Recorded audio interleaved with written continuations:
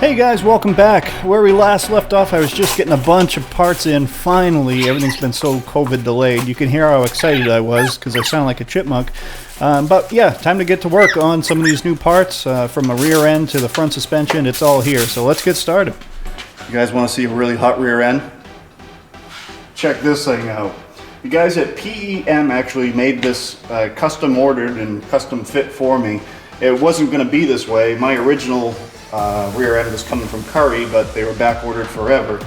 So I got tired of waiting because it was really going to start holding up the project. So I reached out to these guys. They got a shop, I think, out in the Midwest, and just sent them over the specs, what I was looking for, and they built me a real high horsepower capable rear end based on a Ford 9-inch, 3-inch heavy wall tubing.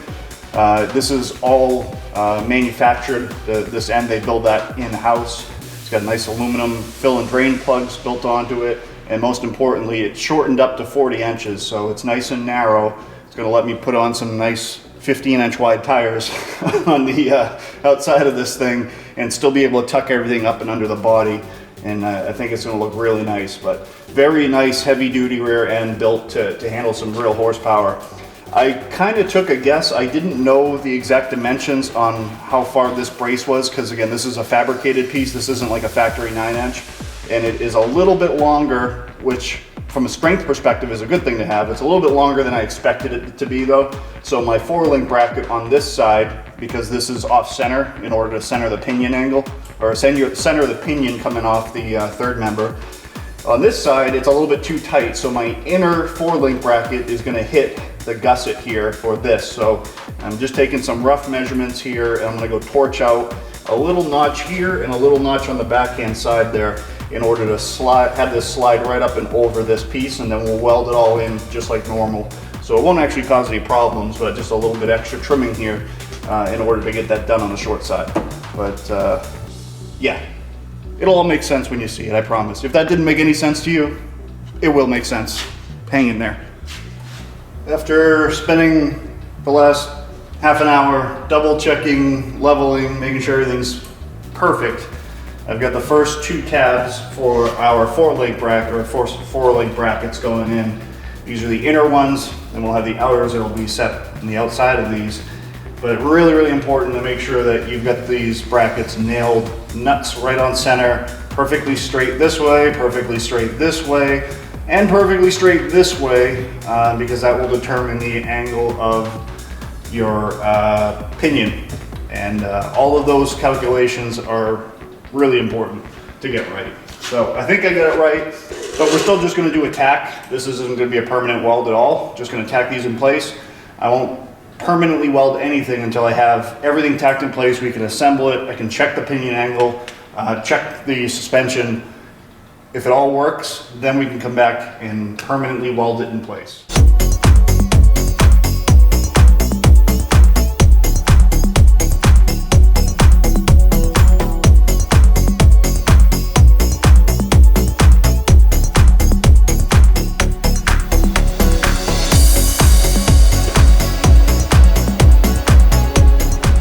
So here's where it gets a little bit tricky, and you got to really think pretty far ahead. I've got the rear axle now mounted up 14 inches to center from the floor because I plan on running a 28 or a 29 inch. Oh, by the way, yeah, this is like the ShamWow guy with the microphone thing. Go ahead and goof on me in the comments. It's okay. I can't find my other microphone right now, so order now. You're gonna love my nuts. So anyway, I get the axle at the right height, so now I am checking some suspension geometry. What I ideally would like is to have this just a hair pitched up, the same with this one, or level on the bottom. And then I also need to check what will be my pinion angle, and what I'm gonna go for, because this is such a custom chassis, I can line up literally level all the way to the engine. And that's my goal with this car, so that I don't have to worry about stressing any U-joints or anything like that. I should be able to run a completely level pinion angle, level drive shaft going into a transmission, all in line, which goes into the crank, obviously, all in line. And that's my goal. You can go up to about 2.5 is like kind of the magic number, 2.5 degrees of difference between any of these things. but I am going to target 0, both on the horizontal plane and the vertical plane. I'm going to keep everything just lined up nicely. Obviously, this is going to go. I've got a drive shaft loop that's going to be going in there, so don't worry about that. That's just for mock-up to get started, and I wanted to see exactly where we're going to be shooting through here with the drive shaft before I cut this to make sure I do it right. The next thing I was worried about is if I gave myself enough room for suspension travel over these arms, and I did, so that's good. These were tacked in place. I took them off when I was painting the chassis, not on purpose, but they were just lightly tacked and they popped right off. So this looks good. I'm gonna tack this back in, and then we can start to mock up our coilovers for the back, and then we have to worry about our Panhard bar. So that's kind of where we're at.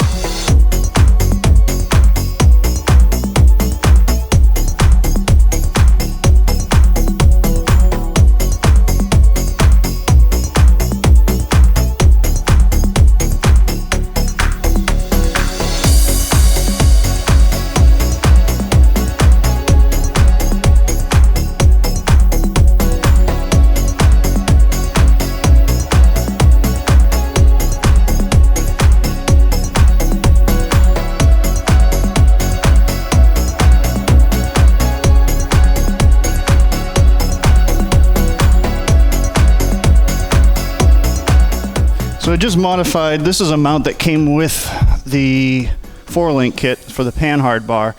And for those of you that don't know what a Panhard bar is, it essentially locates it, the differential, keeps it from going back and forth like this. Right now we have everything braced for forward strength, but there's nothing to kind of tie this rear end into place where it needs to stay. So that's basically what a Panhard bar does. So I just trimmed this guy up to fit the right angle here, and this link will end up going into it here, and then we will locate this somewhere in space so that it can go up and down, and it doesn't allow that rear end to move left to right. Just keeps it firmly in place. There are some considerations when doing this as well, because like anything with an arc, as you change that angle, you lengthen and shorten the length of this tube.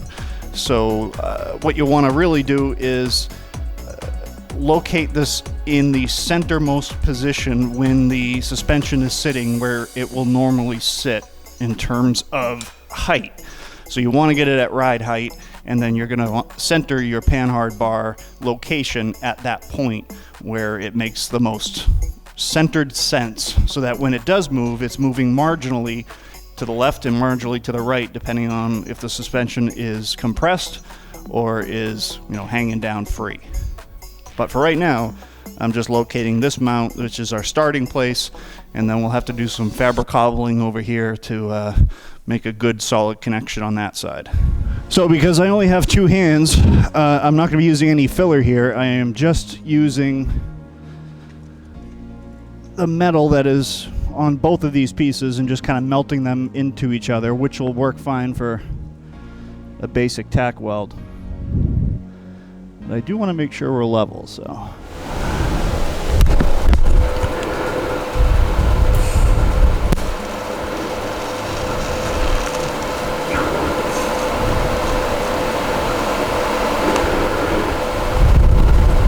We'll just double check everything before I put a second tack on it. That needs to come up just a hair.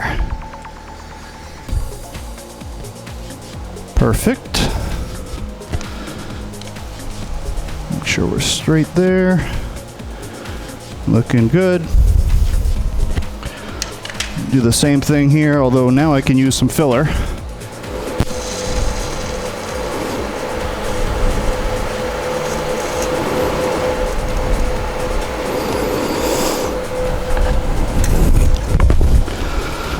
Holy crap, that's a TIG weld that actually looks like I know what I'm doing. That's my first one. That doesn't look like complete dog shit. Hallelujah! That's exciting. I know I'll get better at it. Man, is it frustrating when you're trying to learn something new and you've seen it done 100,000 times but never done it yourself, and your hands just don't do what they're supposed to do. It's a frustrating place to be, on that bottom of that learning curve. And then it starts to get fun. we're far from fun right now, but when I get a nice little weld like that, that gives me hope that I will get this all figured out one day and be a decent TIG welder. I was just looking at my ugly mug in the camera and God, I need a haircut. I can't even blame COVID for that one. This is just laziness. Anyway, you don't come here for the handsome face. I am ready to order some custom axles for this custom rear end. So all of this stuff is new to me. I've never done this before. So I decided I'm gonna go with Curry axles, and I'm gonna go with the 35 spline. I probably could get away with the 31, but 35 is, I want everything kind of in the driveline to be as bulletproof as I can, well, afford. And this is one of those things. A broken axle isn't just a bad day because you can't run. In a car like this, a broken axle could be sending you into the wall.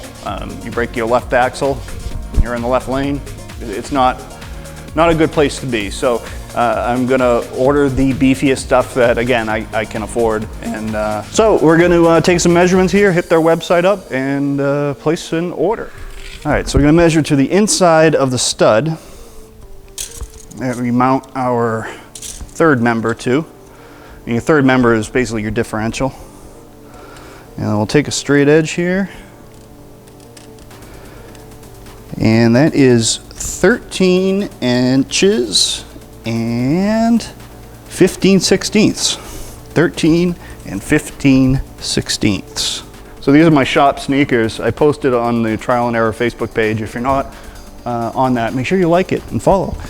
The best sneaker cleaner was carburetor cleaner, and then once you get past the point where carburetor cleaner can't even save them, break out the flat black spray paint. Shop sneakers looking sharp again. Screaming passenger side. You get a lot of time out of a pair of sneakers.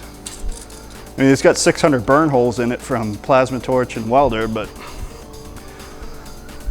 I need money for parts, man. Can't be buying sneakers. Okay, and we are right on the nuts. Basically the same as the other side. 15, oh no, not the same. 15 inches, but 15 sixteenths. So the next thing we need to know is basically the cap that goes on the end there that you mount everything to. We need to know how big that needs to be. And I do have the brakes already here, and the brakes that I have are a 2-piece rotor design from Willwood. Really, really nice piece. But this will tell us, obviously, our maximum size that we can have for a hub to fit inside of that. And that can go anywhere from about 5.5 inches up to 6.5, and this looks pretty big to me. So yeah, we can go all the way up to 6 3/4. Let me just go edge to edge here. So these are, what are these? Numb nuts. 4.5. So these are 5 on 4.5. So that means we are definitely going to go with 5 on 4.5 for the back. Now I know this part can be pretty boring, but the reality is that you don't see on the TV rebuild shows where they're rebuilding cars in a week or whatever, is the hours and hours and hours of time that you have to spend just doing basic research to figure out what works with what. It's really tedious. It's not my favorite part of it, but there's a part of it that's fun because you get to pick out some cool parts, but the amount of legwork that you have to put into finding the right stuff is much more than you would expect because there's so many options. Well, I didn't get quite as far along this weekend as I hoped I would get. I did not get a chance to get to the front suspension yet, but you can be sure that will be part of the next video. This rear end is very time consuming, and even it's not completely done because we've got to get that Panhard bar completely installed. But once that's done, we're pretty much there for at least that back axle, and by next weekend we should have the axles delivered, so we can get those guys slid in and start to get an idea of what this thing's going to look like as a chassis, and we get that much closer to making that chassis a roller. So we're moving. It's you know, like anything else, it just takes some time, but I appreciate you guys hanging in there with me very much. If you have any questions, concerns, comments, and or criticisms, make sure you throw them down in the comment section below me. Otherwise, everybody, thanks for watching as always, and have a great day.